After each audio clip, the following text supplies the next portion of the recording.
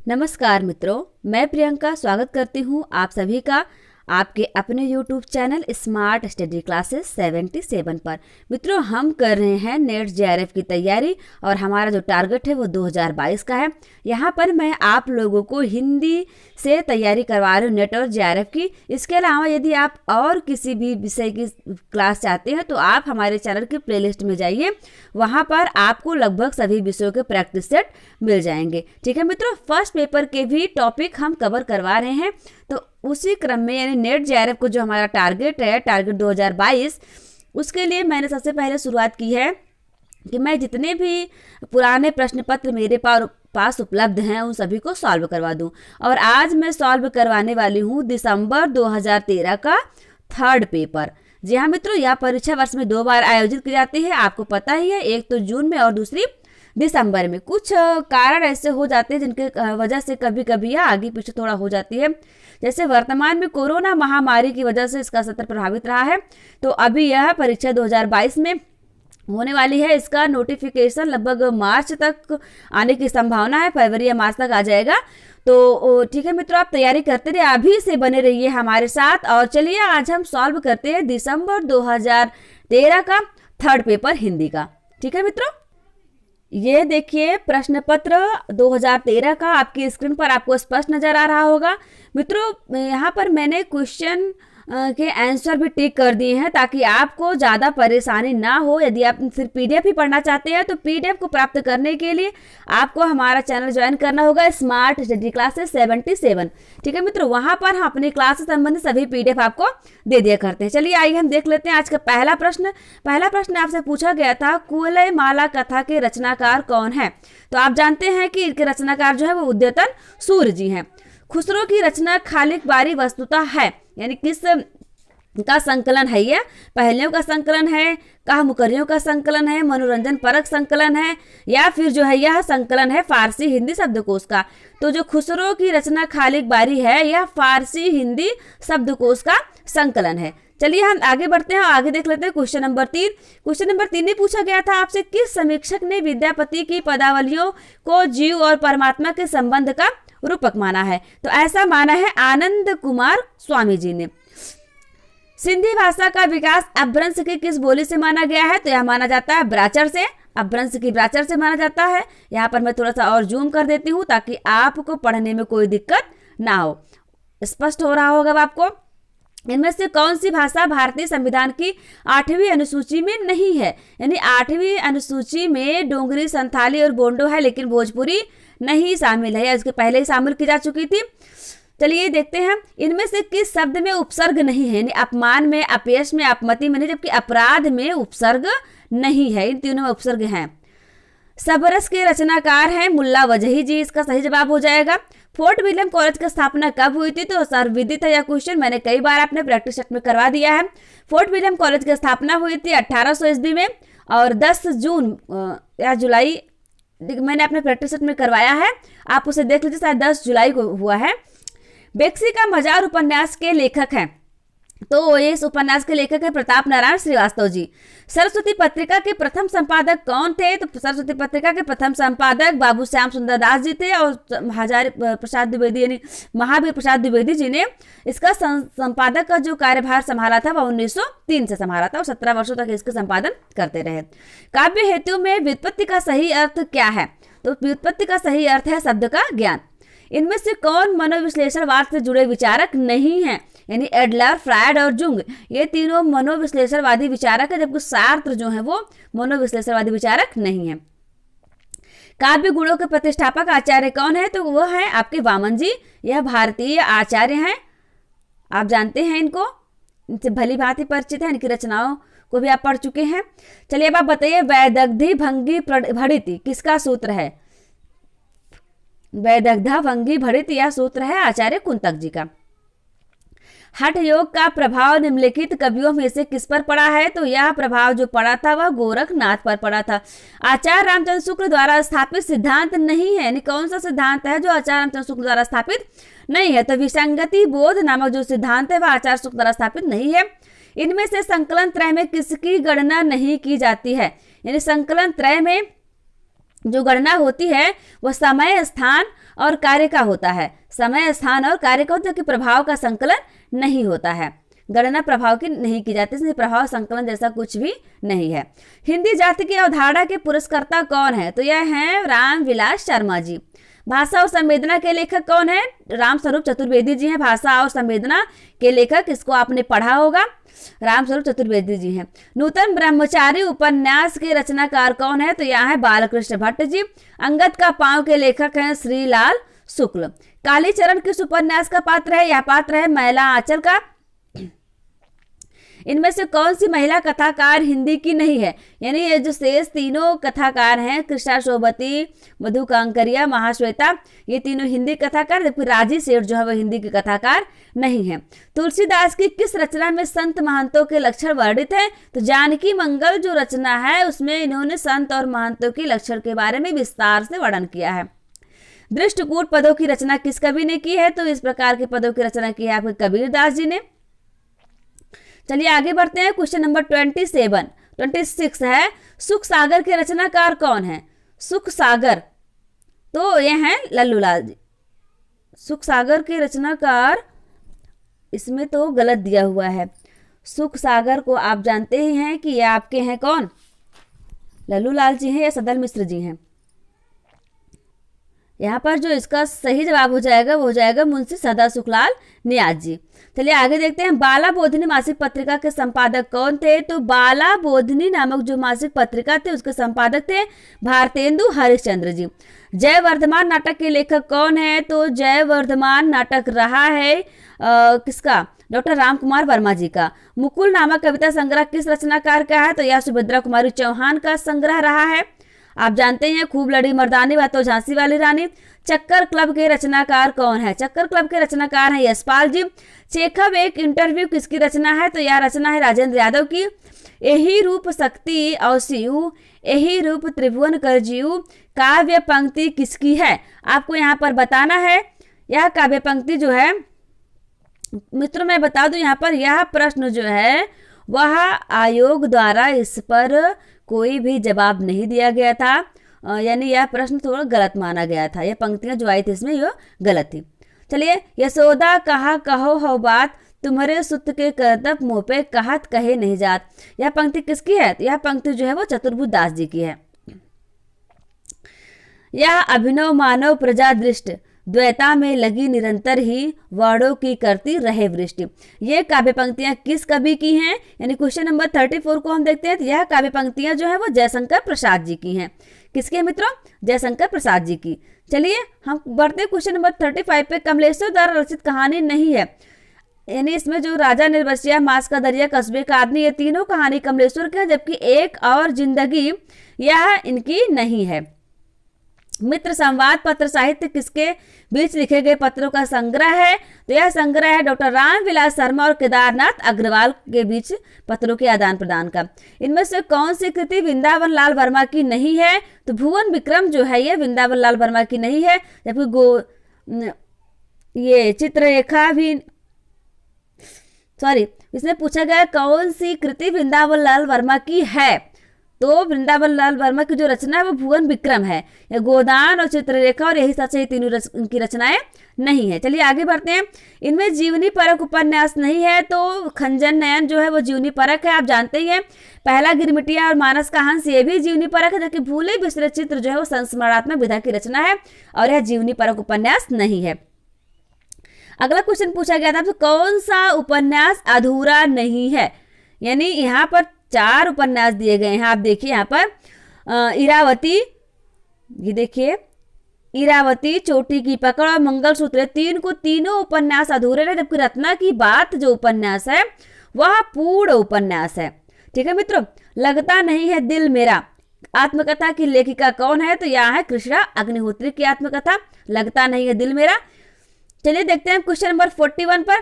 प्रकाशन की दृष्टि से विद्यानिवास मिश्र के निबंध संग्रहों का सही अनुक्रम बताना है यहाँ पर आपको। तो सही अनुक्रम है, तुम चंदन हम पानी, मैंने सिल पहुंचाई, तमाल के झरोखे से शिरीष की याद आई। इसको आप ट्रिक में याद कर लीजिए। तुम चंदन हम पानी, मैंने सिल पहुंचाई, तमाल के झरोखे से शिरीष की याद आई। ठीक है मित्रों। आगे बढ़ते हैं। और प्रकाशन वर्ष के आधार पर अज्ञेय के निबंध संग्रहों का सही अनुक्रम कौन सा है? तो यह अनुक्रम रहा है त्रिशंकु, आत्मनेपद, अंतरा, धार और किनारे। अब हम देखेंगे क्वेश्चन नंबर 43। प्रकाशन के अनुसार इलाचंद्र जोशी के उपन्यासों का सही अनुक्रम कौन सा है? तो सही अनुक्रम इनका है निर्वासित, जिप्सी, जहाज का पंछी, कवि की प्रेयसी। प्रकाशन के अनुसार इन रचनाओं का सही अनुक्रम आपको बताना है। तो यह रचनाएं हैं अनामिका, पल्लव, लहर और नीरजा, इनका सही अनुक्रम है। प्रकाशन के अनुसार इन नाटकों का सही अनुक्रम कौन सा है? तो नाटकों का सही अनुक्रम देखेंगे, पहले मादा कैक्टस आया, फिर सूखा सरोवर, उसके बाद मिस्टर अभिमन्यु, उस तत्पश्चात आ जाता है आपका कर्फ्यू।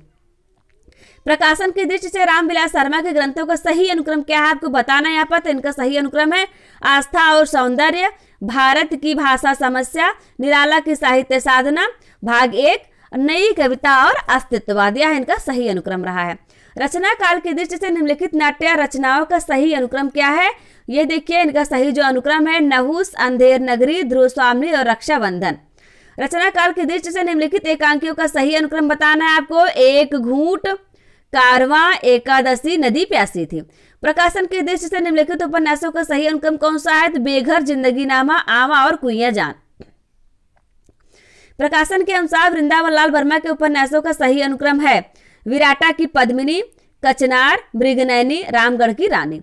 प्रकाशन की दृष्टि से निम्नलिखित पत्र पत्रिकाओं का सही अनुक्रम कौन सा है? सबसे पहले आपकी आ जाती है जागरण पत्रिका, तत्पश्चात प्रतीक, फिर नई पत्रिका, उसके बाद कल्पना।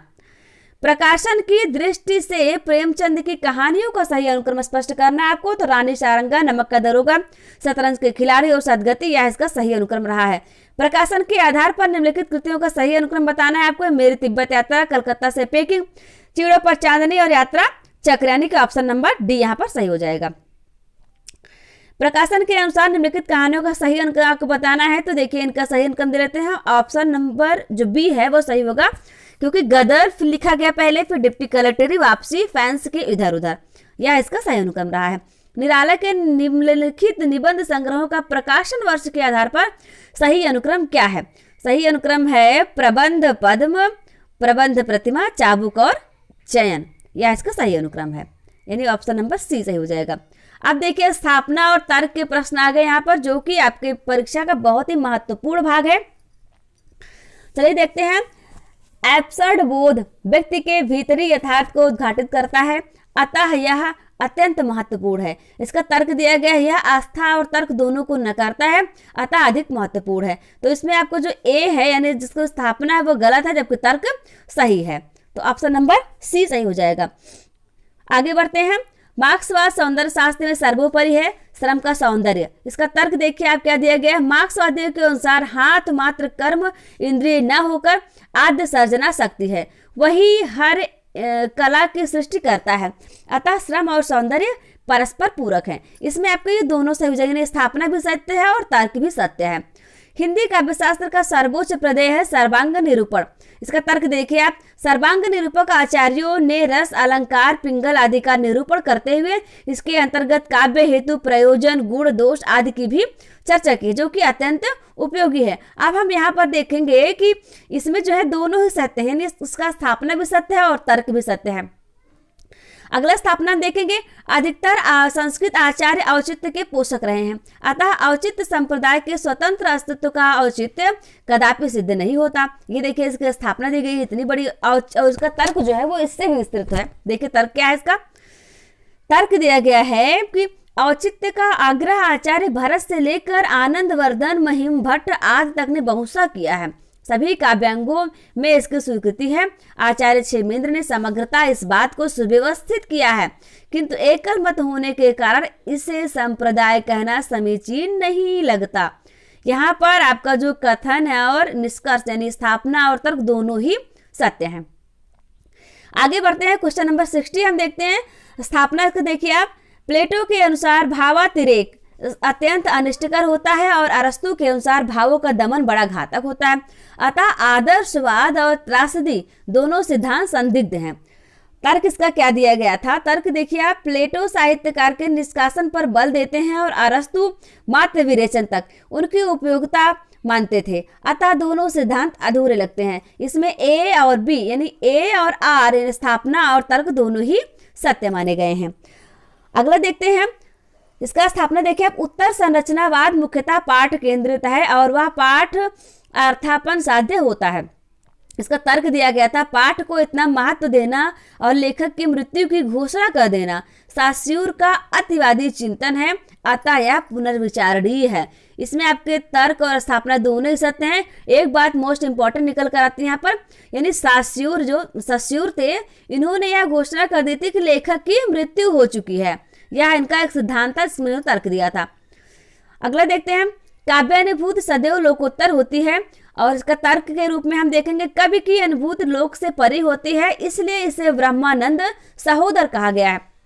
इसमें आपका स्थापना सत्य है, किंतु इसका तर्क जो है वो गलत है। आइए हम देखते हैं क्वेश्चन नंबर 63। स्थापना के रूप में देखेंगे हम, प्रेम में प्रिय अच्छा लगता है, साथ ही प्रेमी में यह वृत्ति हो जाती है कि मैं भी प्रिय को अच्छा लगूं। इसका तर्क देखिए आप, प्रिय और प्रेमी दोनों में परस्पर अनुभूति जन्य तादाद में आधार के रूप में काम करता है। यहाँ पर आपका स्थापना और तर्क दोनों ही सत्य हैं, यानी ऑप्शन नंबर बी सही है। अगला देखते हैं क्वेश्चन नंबर 65। कविता ही हृदय को प्रकृत दशा में लाती है और जगत के बीच क्रमशः उसका अधिकाधिक प्रसार करती हुई उसे मनुष्यत्व की उच्च भूमि पर ले जाती है। तर्क देखेंगे इसका हम, कविता का संबंध हृदय से ना होकर मन से और वह विविध शब्दजालों के माध्यम से अभिव्यक्ति पाती है। इसमें आपका जो स्थापना था वो तो सत्य था, किंतु इसका तर्क गलत है, यानी सही हो जाएगा ऑप्शन नंबर डी। आगे बढ़ते हैं मित्रों, अपनी तैयारी को हम बहुत तेजी से आगे जारी रखते हैं, ब्रेक नहीं करना है। जब तक नोटिफिकेशन आए मेरा पूरा प्रयास रहेगा कि आपका कुछ ना कुछ सिलेबस यानी 1-2 यूनिट तो हम कवर कर लें अच्छे से, ताकि आपकी परीक्षा के पहले पहले आपका हम कोर्स कंप्लीट करवा सकें। चलिए देखते हैं, स्थापना भाव का ज्ञान से विरोध नहीं है, दोनों में प्रस्थान बिंदु अवश्य भिन्न है, पर दोनों का लक्ष्य बिंदु एक ही है। इसका तर्क क्या है, भाव का संबंध हृदय से है और ज्ञान का संबंध बुद्धि से, अतः दोनों एक दूसरे के विरोधी हैं। यहाँ पर इसका जो स्थापना है वो सत्य, जबकि तर्क गलत है। आगे देखिए आपका मैच करने वाला क्वेश्चन आ गया, यहाँ पर सुमिलित करना है आपको। कवि दी गई है और उनकी कृतियां दी गई हैं, कौन से कवि की कौन सी कृति है। यहाँ पर हम देख लेंगे, सत्यनारायण कवि रत्न की जो कृति है वह है भ्रमरदूत, और जगन्नाथ दास रत्नाकर की कृति है गंगा लहरी, रामचरित उपाध्याय की कृति है देवदूत, और वियोगी हरि की कृति को आप जानते हैं वीर सतसई। तो सही हो जाएगा ऑप्शन नंबर बी। आगे पूछा गया था आपसे, नाटक और उनके पात्रों को सुमिलित करना था आपको। तो अंधेर नगरी का जो पात्र है आप जानते हैं नारायण दास था, और कोर्ट मार्शल का पात्र था रामचंद्र। ये देखिए, द्रौपदी का पात्र था सुरेखा थी उसकी पात्र, और कौमुदी महोत्सव के पात्र चाणक्य थे। यहाँ पर सही हो जाएगा आपका ऑप्शन नंबर सी। आगे बढ़ते हैं मित्रों, हम देखते जाते हैं अपने प्रश्नों को। सुमेलित करना यहाँ पर आपको भी कृतियां और उनके रचनाकारों में। भरत मिलाप जो कृति है वह किसकी है? भरत मिलाप है ईश्वर दास की, और ध्यान मंजरी है अग्रदास की। रामायण महानाटक आप जानते हैं कि प्राणचंद चौहान की है, और अवध विलास है लालदास की। इस तरह सही हो जाएगा यहाँ पर ऑप्शन नंबर ए। सुमेलित करना है आपको रचनाकार और कृतियों में। तो नंददास जो हैं उनकी रचना क्या है? नंददास की रचना है रूप मंजरी। तत्पश्चात हम देखेंगे श्री भट्ट की रचना है युगल शतक। फिर हम देखेंगे रसखान की तो प्रेम वाटिका है आप जानते ही हैं, और हरिराम व्यास की जो रचना है वह है रागमाला। इस तरह सही हो जाएगा यहाँ पर आपका ऑप्शन नंबर ए।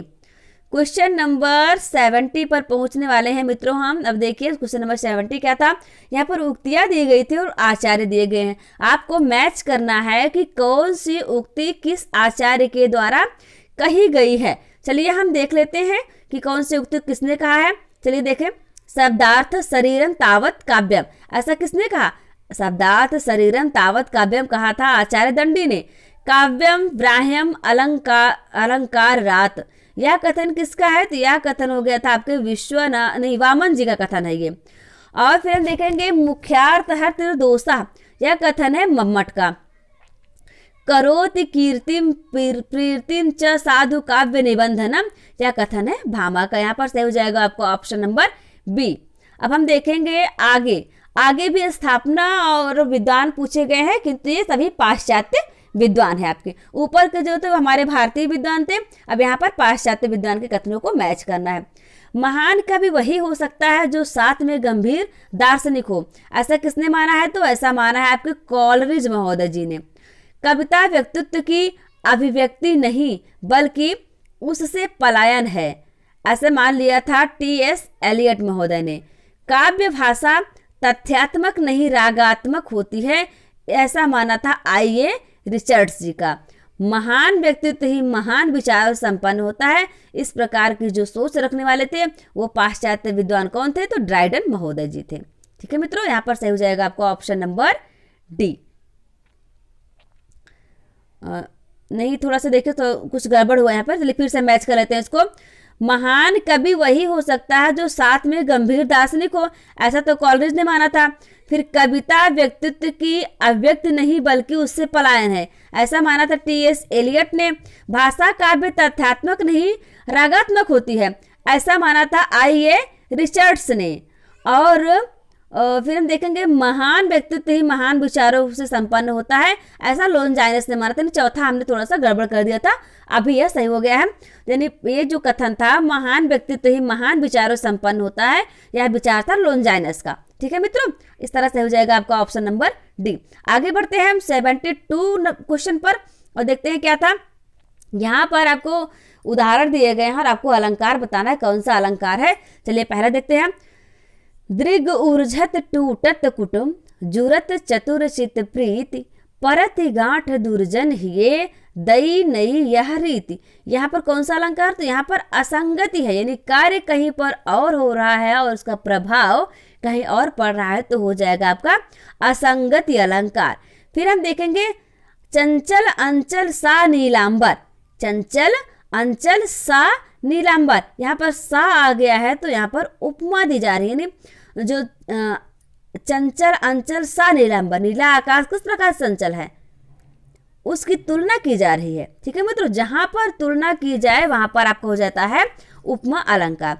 खिला हो ज्यों बिजली का फूल मेघ वन बीच गुलाबी रंग, यहाँ पर आपको हो जाएगा कौन सा अलंकार? उत्प्रेक्षा अलंकार। जहां पर जनु जानव मनु मानव यानी जो स्यों आ जाए इस प्रकार से, वहां पर आपका उत्प्रेक्षा अलंकार हो जाएगा। हम देखेंगे उषा पनघट में डुबो रही तारा घट, वंबर पनघट में डुबो रही तारा घट उषा नागरी, यहाँ पर जाता है आपको रूपक अलंकार। रूपक अलंकार भी एक प्रकार से उदाहरण या तुलना वाला ही होता है, लेकिन उसमें तुलनावाचक शब्दों का लोप हो जाता है, वहां पर हो जाता है आपका रूपक अलंकार। अब देखिए यहाँ पर पंक्ति देखेंगे हम, पंक्ति और कवियों के साथ मैच करेंगे, कौन सी पंक्ति किस कवि के द्वारा कही गई है। कितना अकेला हूं मैं इस समाज में, ऐसा किसने कहा था? तो ऐसा रघुवीर सहाय जी ने कहा था। आगे देखेंगे हम पिस गया वा भीतरी और बाहरी दो कठिन पाटों के बीच, यह कथन था मुक्तिबोध जी का। वे पत्थर जोड़ रहे हैं तुम सपने जोड़ रहे हो, यह कथन है नागार्जुन जी का। और मैं ही वसंत का अग्रदूत, यह कहा था आपके निराला जी ने। सही हो जाएगा आपका ऑप्शन नंबर ए। चलिए अब हम देखते हैं सुमेलित करने वाला क्वेश्चन यह भी है, सुमेलित कर दीजिए आप इसको फटाफट से। और जो कवि थे, कवि दिए गए, उनकी जनपदीय भाषा क्या थी? तो जो जगदीश गुप्त जी थे उनकी भाषा थी ब्रज भाषा, वो ब्रज भाषा में लिखा करते थे, वो ब्रज भाषा क्षेत्र के निवासी थे। और वंशीधर शुक्ल आपने पढ़ा होगा, ये BA पार्ट 3 के सिलेबस में थे, अवधि के कवि थे। और ईसुरी जो थे, ईसुरी महोदय वो बुंदेली भाषा कवि थे। सूर्यमल्ल मिश्रण ये थे राजस्थानी भाषा में लिखने वाले, यानी इनकी जनपदीय भाषा राजस्थानी थी। हम देखेंगे आज का अंतिम प्रश्न जो कि क्वेश्चन नंबर 75 है। रचनाकार और सर्वाधिक संबद्ध जनसंचार माध्यम, यानी कौन सा रचनाकार था जो किस जनसंचार माध्यम से ज्यादा रूप से संबंधित रहा था? उदय शंकर भट्ट को हम देखेंगे। उदय शंकर भट्ट जो संबंधित थे वह फिल्म से संबंधित थे। और इला चंद्र जोशी संबंधित थे रेडियो से। मनोहर श्याम जोशी दूरदर्शन संबंधित थे। और अज्ञेय संबंधित थे समाचार पत्रकारिता से। ठीक है मित्रों, यहाँ पर इसका सही जवाब जो हो जाएगा आपका वह हो जाएगा ऑप्शन नंबर ए। तो मित्रों यह रहा आज का आपका 75 प्रश्नों का सॉल्व पेपर जो हमने सॉल्व किया। ठीक है मित्रों, आगे भी अभी हम और भी पेपर सॉल्व करने वाले हैं। 2017 तक के पेपर उपलब्ध है हमारे पास और हम उन सभी को सॉल्व करने वाले हैं। मित्रों, आप इसका PDF प्राप्त करना चाहते हैं तो हमारे चैनल के साथ जुड़े, जिसका नाम है स्मार्ट स्टडी क्लासेस 77 पर। आप हमारे चैनल पर आइए, वहाँ पर प्लेलिस्ट बनी हुई है। आप जिस भी सब्जेक्ट से तैयारी करना चाहते हैं, जैसे परीक्षा की, आपको उसके वीडियोस अवश्य मिल जाएंगे। ठीक है मित्रों, तो कैसा लगा आपको ये वीडियो जरूर आप बताइएगा और आप हमारे चैनल को सब्सक्राइब कीजिए और पसंद आ रहा है तो कमेंट कीजिए, लाइक कीजिए। ठीक है मित्रों, मिलते हैं हम आपसे अगले वीडियो में। तब तक के लिए नमस्कार, आपका बहुत बहुत धन्यवाद। जय हिंद, जय भारत।